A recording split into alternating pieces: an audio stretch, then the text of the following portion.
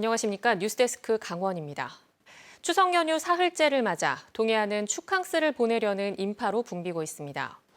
강릉 경포해변과 안모 커피거리 등 동해안 해변이나 주요 관광지에는 바다를 만끽하려는 행락객들이 연이어 찾았고 강릉 중앙시장 등 전통시장에도 관광객들의 발길이 이어졌습니다. 설악산과 오대산, 태백산, 치악산 등 도내 국립공원에도 등산객들이 나들이를 즐겼습니다. 휴가를 보내려는 차량과 귀경 차량들로 영동고속도로나 서울 양양고속도로 일부 구간이 혼잡했고 강릉역과 버스터미널 등에도 인파가 넘쳤습니다. 고성 화진포에 대규모 숙박단지를 건립하는 사업이 추진된 지 10년이 지났습니다. 행정 절차와 부진의 부대 이전 절차 등은 진행되고 있지만 여전히 사업 추진 여부는 안개 속입니다. 배현한 기자가 보도합니다.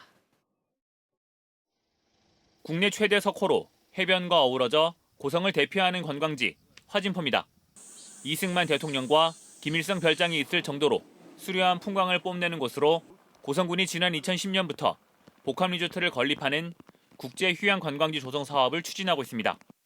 4,500억 원가량의 민자를 유치해 화진포 일대 15만 제곱미터 부지에 콘도미니엄과 생활 숙박시설을 조성한다고 합니다.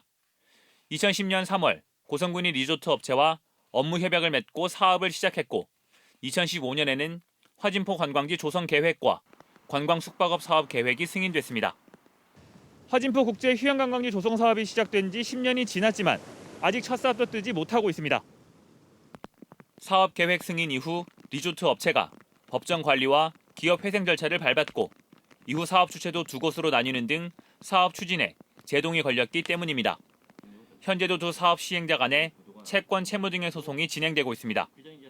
다행히 어려움을 겪었던 부진의 부대 이전과 하수 처리 계획은 순조롭게 진행되고 있습니다. 화진포 국제관광휴양지 개발 사업이 반드시 조기에 추진될 수 있도록 행정력을 집중을 해서 최선의 노력을 다해서 지원해 나갈 생각입니다. 두 사업자가 법정 다툼을 벌이는 사이 화진포 국제휴양관광지 조성 사업 기간은 올 연말이면 종료됩니다. MBC 뉴스 배현환입니다. 코로나19 이후 도내 농업은 농산물 생산과 수급 불안에 이어 인력 이동 제한으로 일손 부족에 시달려야 했습니다. 반면 비대면 농식품 시장과 건강식품 소비가 확대돼 새로운 기회도 맞고 있습니다. 코로나19 시대 강원 농정의 과제를 박병근 기자가 보도합니다. 도내 첫 확진 사례가 춘천에서 나오면서 강원 농업의 코로나19 시련은 시작됐습니다. 계약이 연기되고 급식이 중단되면서 농업인과 관련 업체가 직격탄을 맞았습니다. 교육기관과 지자체가 가정에 지역산 농산물로 식자재 꾸러미를 돌리며 급한 불은 껐지만 생산과 수급에 차질을 겪었습니다. 비대면 시대는 외국인 근로자의 발길을 막아 노동력에 크게 의존하는 농촌에서 외국인 계절 근로자를 확보하지 못해 어려움을 겪었습니다. 코로나19로 국경 봉쇄로 인한 식량 위기서부터 농업 생산과 수급 불안, 이로 인한 가격 인상, 인력 문제, 산지와 소비처가 단절되는 기존 유통망의 한계 등이 수면 위로 떠올랐습니다. 반면 농식품 대면 소비는 감소했지만 비대면 농식품 소비 시장은 확대된 점과 국산 식재료와 면역력을 키우는 기능성 식품 수요는 증가했습니다. 가정 간편식들의 소비가 많이 늘어났고 이런 시장이 더 매우 확대됐고요. 또 코로나가 이제 기능성과 관련된 우리 면역력을 키워주다 보니까 기능성 식품들에 대한 소비들이 많이 좀 늘어나고 있는 그런 상황입니다. 문제는 이런 상황 변화를 어떻게 강원 농정과 접목시키느냐에 있습니다. 전문가들은 대면 생산과 소비를 줄이면서 맞춤형 생산과 유통이 될 수 있도록 데이터와 디지털 기술에 기반한 생산 유통 체계 확립이 시급하다고 말합니다. 농업 생산도 디지털화를 시켜서 안전한 식품을 안전하게 공급할 수 있다. 이런 것들을 좀 제공해 드릴 필요도 있고요. 코로나 시대를 맞아 소비자들의 요구가 다양화, 구체화하는 만큼 농정 당국 주도의 정책 결정에도 변화가 요구됩니다. 정부와 지자체는 물론 농업인 주체들의 협력 농정의 틀을 하루빨리 만들어야 한다는 주문도 귀담아 들어야 할 대목입니다. MBC 뉴스 박병근입니다.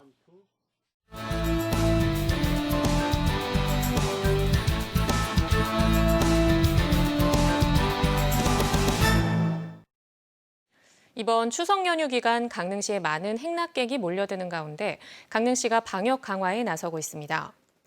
강릉시는 경포해변 등 관광객이 많이 찾는 10곳에 방역 관리 요원을 배치해 운영하고 오죽헌과 강릉 아트센터 등의 실내 관람 시설은 오는 4일까지 휴관합니다.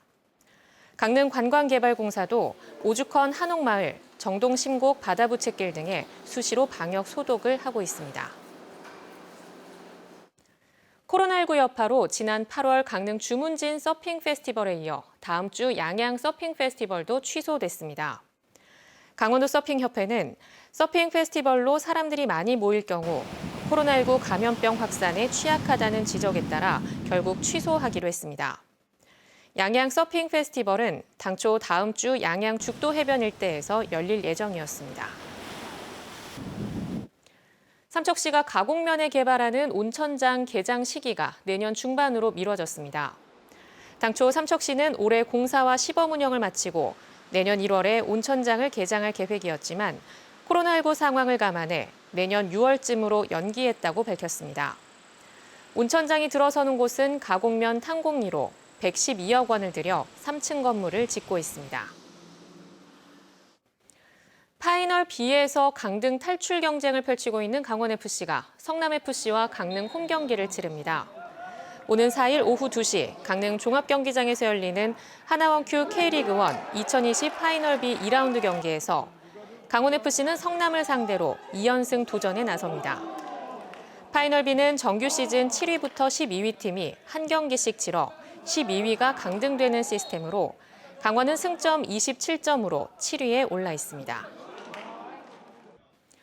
오늘 오전 8시 50분쯤 삼척시 덕산해수욕장 인근에서 북한에서 떠내려온 뗏목으로 추정되는 물체가 발견됐습니다.